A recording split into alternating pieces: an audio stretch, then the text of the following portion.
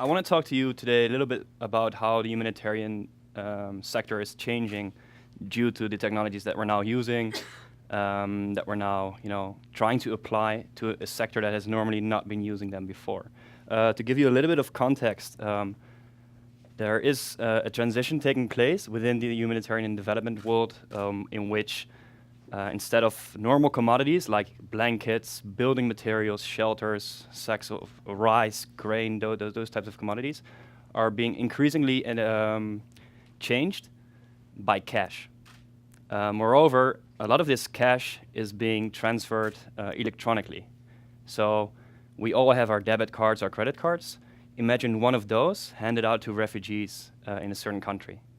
So instead of a bag of rice being handed over to a family that is starving to death, giving them money to give them their own power to buy food that they so much need. In 2004, there was 99% of all the humanitarian aid provided was in the form of commodities, the traditional commodities in which you just get shelter, building materials, and stuff like that. Last year, that changed to 94%. So we see in this sector a very big development towards cash, or e-cash, as we call it. Now, to put some things into perspective, we were just talking about Syria and Lebanon. Due to the war and the civil war that's happening in Syria, 1.5 million Syrian people have fled to Lebanon. Lebanon is a country of 4.5 citizens. Populations. To put that a little bit into perspective, the U.S. I think last week pledged that they would take in 10,000 Syrian refugees if they would sort of apply the same ratio as Lebanon, which they would never do, and which is not relevant. But just to give you a bit of an overview of what that number means, they would have 107 million Syrian refugees coming into the country. So think about what that does to the country, right? So if you have a population of 4.5 million, think about how many. What the effects are of 1.5 extra citizens.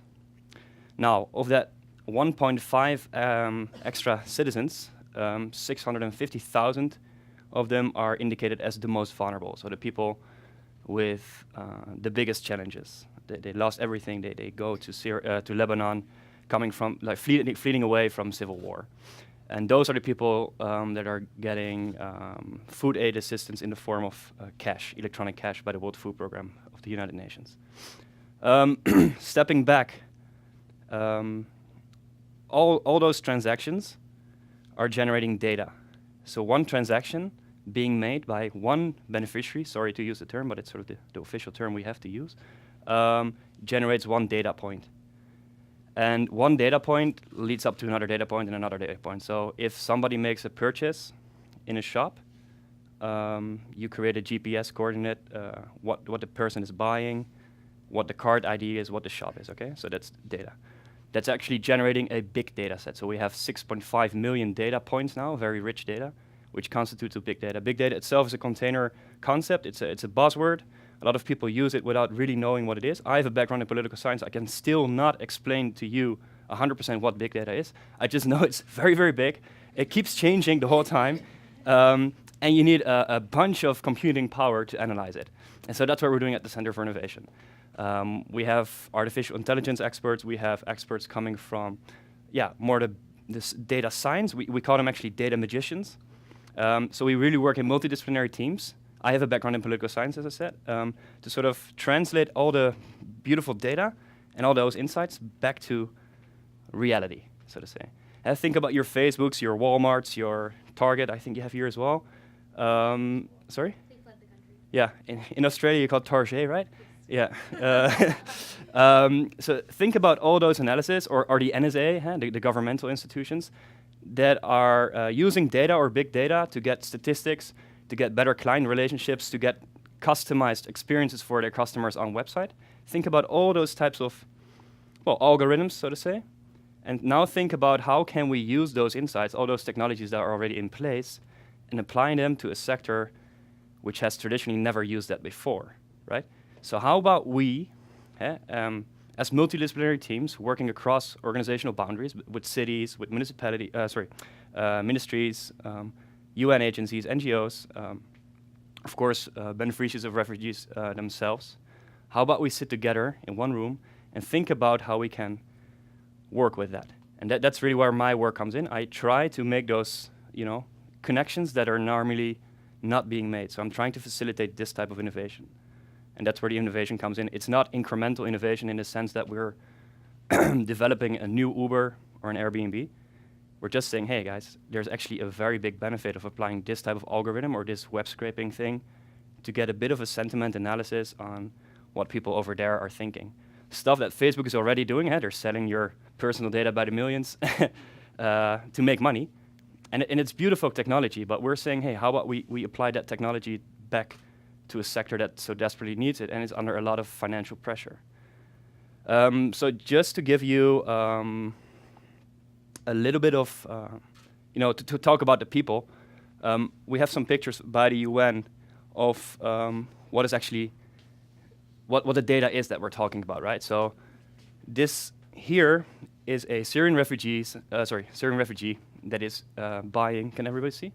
Yeah, buying food in one of the 450 supermarkets in Lebanon.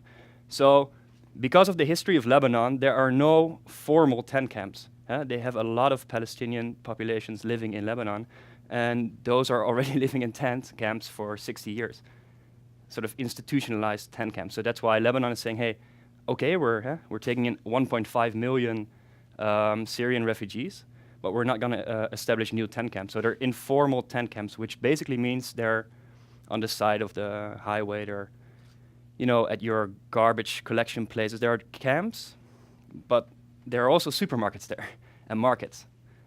So this is actually a person that we're talking about. Our center, when we're in The Hague, we see data points. And it's my job to tell people data points are being generated by these people. We're not talking about data. We can do so much with data. We can do a lot of scary stuff. The data is very rich. We all encrypt it. We anonymize it. We make sure the GPS coordinates are cut. It's very, very sensitive data, and that's something to really keep in mind here. And it's my job to say, hey, this is the data.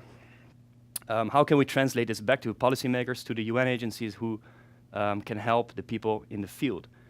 So I have another picture where I just want to, a little bit of a highlight in this giving out cash. Giving out cash instead of food provides dignity, I would say. You give people an opportunity or decision-making power to actually purchase what they need. Now, we're not saying that you should give out cash for people to, buy cigarettes, oil, and resell that. Again, who are we to say that? But it should be actually going towards buying food. But by providing money between, I think, $18 and $25 US per month, you actually give people more control over their own lives, over families. So this data is being generated as we speak now, real time. Every time one of those cards is being swiped. So this is not the card, of course, this is paper. But here you see the point of sales device. So imagine your card, the card we're already using, all of us, like debit or credit card. You swipe it, you get one transactional point. There's a lot of interesting insights that you can get out of that data. So when we started working with the World Food Program, they asked us, hey, Jorn, we have this big data set. We don't know what to do with it. What can we do with it? So how we work is we start exploring the data, and we find some insights, and we start digging deeper. We do a methodology we call prototyping. So we make little analysis, prototypes, explorations, and we say, hey, what is most interesting about this? So what we found, for example, is that we found interesting migration patterns. So this is all anonymous data, okay? It's very, very important for me to stress this again and again. It's very sensitive data because we know that there is gangs active in Syria or at the border of Syria that are stealing the cards. Actually, with this big data set, we can see when this is happening. If you see, say, 1,000 cards moving from one day to the other, from, say, Beirut to the border of Syria, and the people are not joining the cards, maybe something fishy is going on. We have all these algorithms in place now to detect interesting anomalies in the data. So we know that shops are closed between, say, 12 and 6 a.m.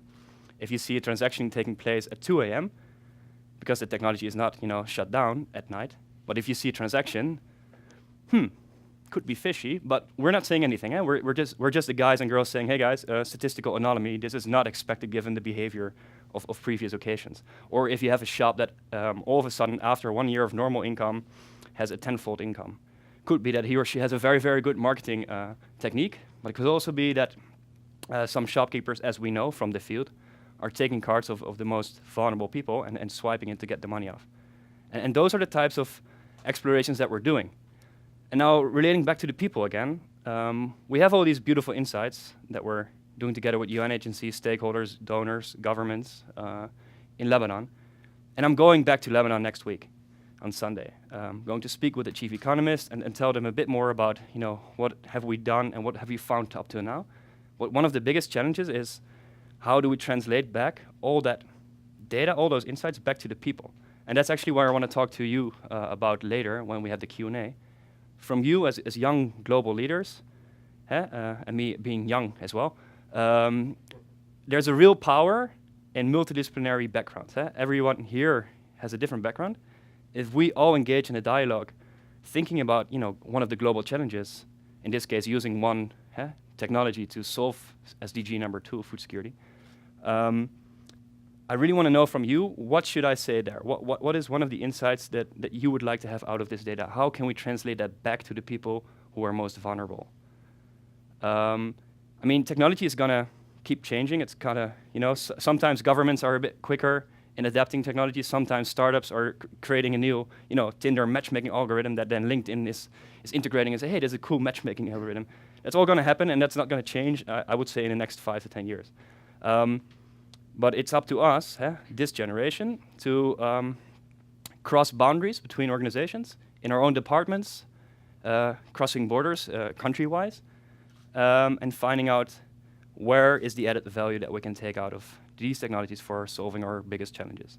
And that's something I really want to pick up with you later during the Q&A.